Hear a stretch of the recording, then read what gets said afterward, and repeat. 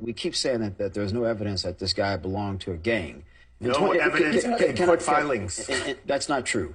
No, that is true. That is true. Chair Michael, that is true. No. Hold on. We always have to play this game of interrupting people when they're talking. But you're saying... What is the point of me being on the show if I can never finish my freaking point? Okay. This is getting really annoying, Abby. Hold on. Everyone else has made their statements. I have yet to say anything. Hold on a second, okay? I mean, Jesus. Hold on a second. Why are you so angry? Because I want to say something, and I have a point of view to make it as well. Hang on just one second. Chair Michael, let me ask you a question. The question is, has the government presented evidence in court that Abrego Garcia is a member of MS-13? And my response... And the answer is no, that has not happened in court.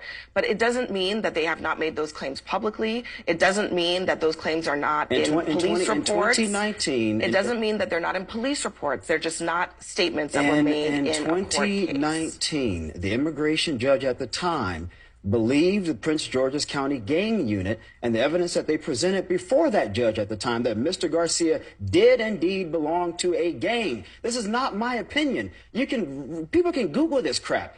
They can Google this. CBS reported on this. If a judge believed it in 2019, is it now all of a sudden not true? The judge granted him a withholding of removal. No, I acknowledge that fact. Which is a different issue. Hold on. But the point remains that a judge found the evidence to be credible that Mr. Garcia did indeed belong to a gang. So now all of a sudden we're just not going to believe judges? The judge found, we can't have it both ways. I don't want to belong to this gang. So police reports not considered evidence before a court of law? Do judges not consider police reports?